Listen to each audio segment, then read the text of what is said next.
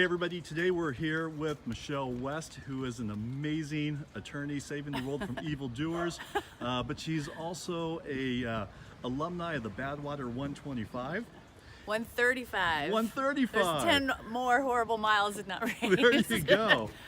And so today we're going to be asking her a few questions about what motivates her, what gets her up and running, and what keeps her running. So Michelle, start off, tell us about what you do and how you do it, and introduce yourself. Okay, sure. I'm Michelle West. I'm an attorney here in Newport Beach. I'm a partner at a law firm. We represent injured people in all sorts of cases, a catastrophic injury. So part of why that's important and what explains why I run is because I represent a lot of people who can't run, who've lost their limbs or who are in a wheelchair for the rest of their life. So I am very motivated and thankful for my body that works, and you know, I can propel myself forward with my legs, and I love to run. It's also a great stress reliever, and I've just loved running for as long as I can remember, at least since I was 8 years old. So did you run in junior high school and high school? I actually didn't run in high school except for 1 year. I wore a back brace for 5 years, so I actually was the girl from 16 Candles with the full Milwaukee back brace. So I wasn't able to run very much then, but once I got it off, I took off. Well, that begs a question, and what caused the back brace? That's a good question. I'm not sure. No one knows. I went to Loma Linda for years. No one really knew, but I have a cracked vertebrae, and so they gave me the option surgery or back brace. I said, give me the back brace, and wore that for 5 years. And then, so when did you pick up running for real as an adult? Oh gosh, you know, I started running probably when I definitely ran 1 year in high school track once I was allowed to have my brace off. And then I started running probably about 19 years old. It was like after I got out of high school, and it was like, oh man, I really got to get outside and start moving more. You know, you're not in PE class anymore, and you're busy working and going to college, so just had to start moving my body. Did you run in law school? Oh yeah, absolutely. By law school, I was running marathons probably every year. I ran my first marathon when I think I was 24, and I've probably run 100 marathons now. Wow, 100, that's an amazing number. And then what inspired the ultra marathon kick? So once you've run Boston a couple times, and New York a couple times, and Chicago a couple times, then all of a sudden it's like, what's next? So then you get into the ultra events, you know, like if I can go 26, maybe I can go 30. If I could go 30, maybe I could go 50. If I can go 50, maybe I could do this thing called 100. And it's wild. And once you hear about somebody like Dean Karnazes, who has done all these crazy events, and you're like, you know what, I want to see if I can do it. Why not? And then so running ultra marathons wasn't enough. Now you had to do the BadWater, where it's 125 degrees. Oh yeah, it's unbelievable. And I have a picture actually from last year where it was 126 degrees. It was unbelievably hot. And there's something about this race it calls itself like the world's toughest foot race. So I just wanted to know, my gosh, can I do it? Can I do the world's toughest foot race? I want to be at that starting line when those people give that a shot. You know, it sounds impossible, but I just had to do it, and it was one of the best experiences of my life. I loved it. Wow, best experiences. We'll get to that in a second, but how did you train for it once you signed up? Okay, so once I signed up, I knew I could do 100 because that's a prerequisite to even being able to apply for the race. You have to have done, I think, 3 100s, and then one has to be within the last 12 months. So I knew I could do 100, but this is 35 miles longer, and it's an extreme heat. So I just knew I had to do a lot of running and mostly heat training. You really have to teach your body how to survive in 115, 120 degrees. So you're out in Palm Springs a lot, doing 115 degree heat training, Borrego Springs, anywhere where you can get some really brutal heat and just teach your body how to handle it. Not like the beach setting that we're in here now, where it's nice and cool, even though it's the middle of summer.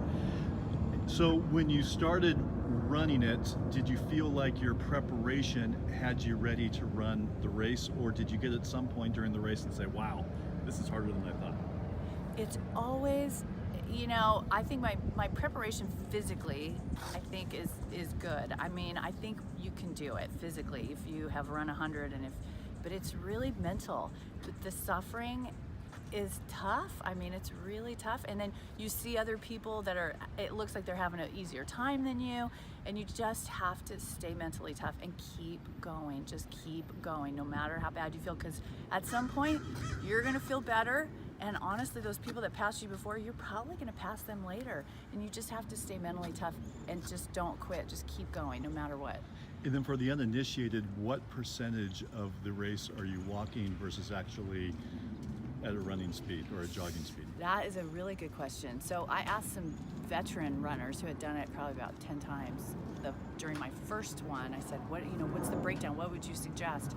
And they said 50-50. And I think that actually turned out to be about accurate, because during the heat of the day, I mean, usually I'll start out and I'll be able to finish 40 some miles running. But then during the heat of the day, and when you're doing these really big, steep climbs, you're probably gonna walk. I mean, you're gonna save your energy, and it's a long race, and you really need to save your energy because you do get tired and it's very hot. So during the heat of the day, I'll walk.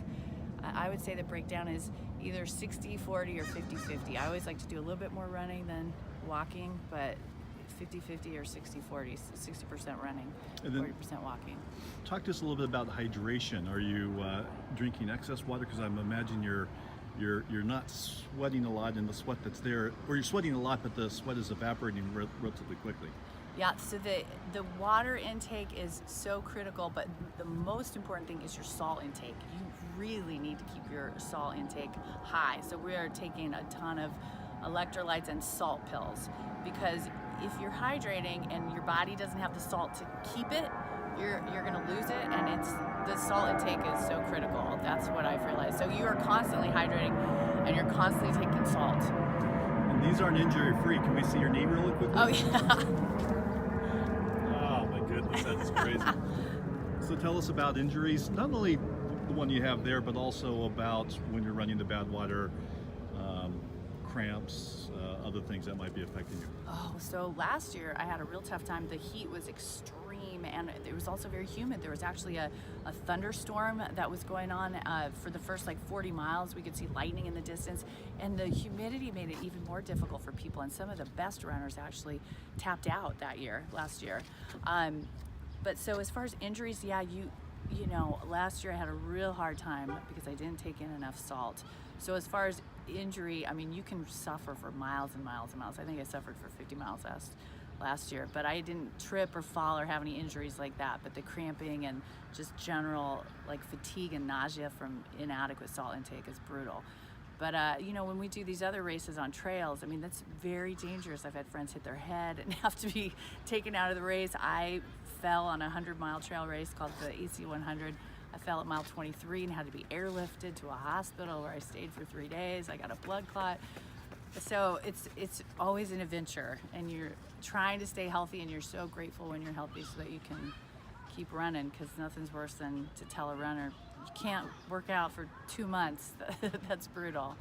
Well, we know you're going to do well this year, and we wish you the best of luck. But 2 quick questions. Can you address people who are just getting into running, why it's so important to get running and keep running? Oh, I just think, it's so hard to get off the couch or get from your office or your place of work onto the road or onto your trail instead of just going home, because we're all tired every day. But once you get your shoes on, get your clothes on, and start your run and get through that first mile, you're just gonna feel so much better. Everything about your life and your day is gonna be better, and it just changes your whole day.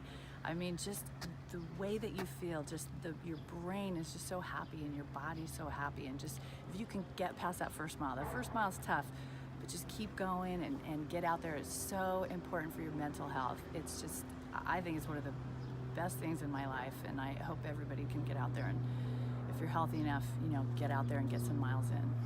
And then, because this is She Runs, any message to women runners out there?